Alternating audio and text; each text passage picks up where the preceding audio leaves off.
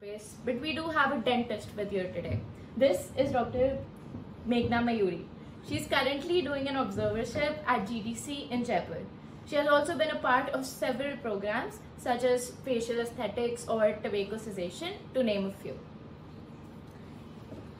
So, hello doctor. Can you tell us about some common dental issues that you see in teenagers today? Yeah, so one of the most common dental issue in teenagers these days are the periodontal issue. Basically in females, due to the increased level of estrogen, there is hormonal imbalance and that leads to recession as well. And even in boys, you can see the bleeding gums issue. So periodontal problem is one to name, and also the caries. Cavity is very common in kids these days because the teenagers are more into sugary foods and snacks, Yes. So Totally. these are some. Okay, so the word cavity rings the bell for the most of people here today, True. us and the audience. So what can we do to prevent it? Because we surely cannot hold back on sugary drinks and Yeah. chocolates. Something else that you could suggest. So definitely I won't ask you to stop the sugar, but all that I can say is monitor the level of sugar you have. And instead of the sugary gums, what you can have is xylitol.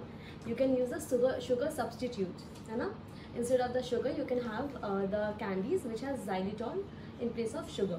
And also for the cavities, what else you can do is have a proper oral hygiene, like proper brushing your tooth twice a day, and also keeping a watch on the foods what you have, and have a proper schedule of the oral hygiene.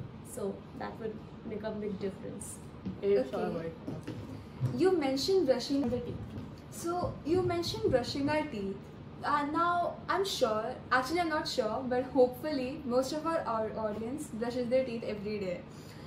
But they still suffer from such issues. Why do you think that is? I definitely agree with you. Like brushing, most of the people do brushing, है ना? People brushes their teeth every day, at least once a day. At least. But there is a huge difference in brushing also. Like the way you brush your teeth, the brush which you are using, and also the type of toothpaste which you are using, the amount of toothpaste which you are using. Some people, what they do is aggressive brushing techniques, है ना? True. So aggressive brushing techniques leads to abrasion and recession as well. There are several techniques for the brushing, such as Bass technique, modified Bass technique, Charters technique, Phones technique. So these words might go above, Definitely. Never heard of that. So in the normal layman term, what I can say is for the kids, what you can ask them is make circles around the teeth, with the toothpaste. Do brush their teeth in the circular motions. And for us and you, what we can do is hold the brush at a 45-degree angle, and then you brush your teeth to all the surfaces like outer, inner, and the occlusal surface also from the part which you chew.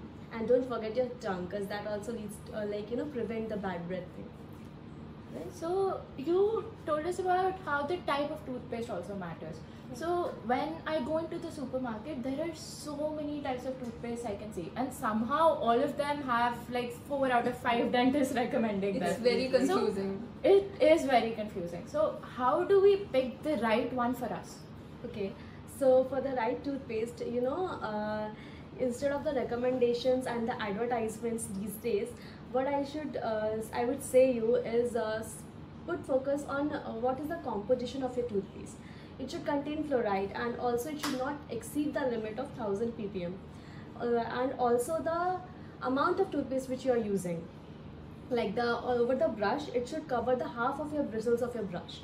I've heard that many people say you should take like a pea size of toothpaste. So Yeah, that was for that earlier, but now for the adults it's half of the toothbrush, and for the kids it's pea size. That is something I did not know before. Surely. So generally I to take my toothbrush and fill it up completely. That's what I do. But that should not be the case. I hope you. But now I won't. Yeah, sure. So for us teenagers, dental hygiene is not the only concern, but also the way we all look. Like suppose the alignment of the teeth or somehow how they turn out wonky, it really is a big problem for us. So what are your thoughts on this issue? Yeah, mall occlusion is seen in teenagers for sure. But as you grow from kids to teenagers and then to adults, there is several changes in your body along with your tooth also. So from the primary to permanent, when it's coming, the arch size is different, the tooth size is different, so it needs space. During 9 to 12 years, I would say that's called ugly duckling state. So That's a funny name. Yeah, and the name comes because the people generally like, canines are coming, so kind of you look ugly. So it comes from there only, but it's not at all an issue. It will go on its own, and the form will come back. But also, if you find that malocclusion is there, malalignment is there, so we are always there. Consult your orthodontics, get your aligners or braces, whatever is required, and retainers after that. Definitely. Very insightful, because I think the looks part of dental care is something that hits close to home as teenagers ourselves. But nowadays I'm noticing that a lot of my friends are going for wisdom teeth removal, and even on Instagram and other social media platforms we come across these funny videos of these kids under the influence Talking of funny. anesthesia, talking totally funny. So that is something I don't look forward to myself. So is it really compulsory to get those removed? Not at all, not at all. Wisdom tooth removal is not at all mandatory. It's a relief.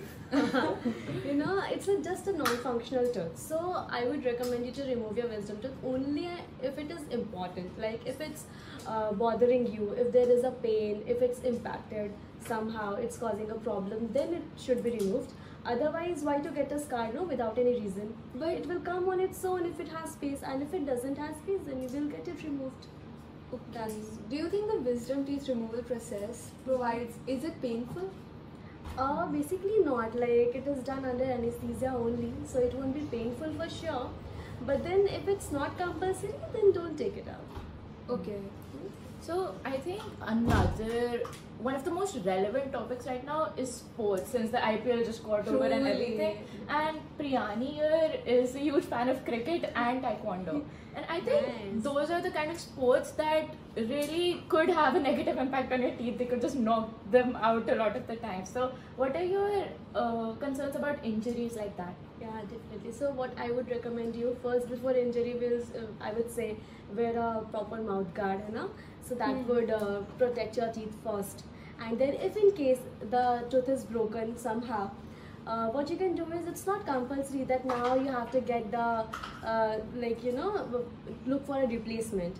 What you can do is, the tooth part which is chipped off, keep it moist, not in the water, because that would directly hamper the tooth cells. We can put the broken tooth in our. Yeah, you can store it. Like I never knew that. If I went through something like that, I would have thrown the broken piece away. not at all. Never do that. What you can do is store it. So just keep it moist with coconut water, saline water, or the saliva, whatever is possible, or the milk. But don't use the normal water, as I said. And keep it moist and bring it to the dentist as soon as possible. So if it's possible, we'll save it. That is something new we learned today. Because I would have thrown the tooth away. Exactly. If it chipped off. Anyone would have, honestly. That's very But I insightful. That's think you would not do that again. Never. Okay. So actually, I have a confession to make. With your visit today, I haven't visited a dentist in like a year now. Oh my god. For me also, it's been like a very long while. How often do you really think we need to visit a dentist, even though we are not suffering from like a big First issue? of all, see you both in my clinic very soon. And also, you should visit a dentist every 6 months to 1 year at least, for the scaling and root planing, and even for the normal oral hygiene, like oral health checkup. You should definitely visit a dentist within every 6 months to 1 year. And also, another tip for the audience today, do remember to change your brush every 3 to 4 months. Like, I haven't changed mine. I don't know since childhood. do change your brush, because the bristles, the quality really matters. So that's it for our conversation today. Thank you, Dr. Meghna. That was really Thank you so insightful. It really I was. hope our audience learned something new and enjoyed. With that spirit, goodbye. Brush, brushy, brush, brushy, brush, brush.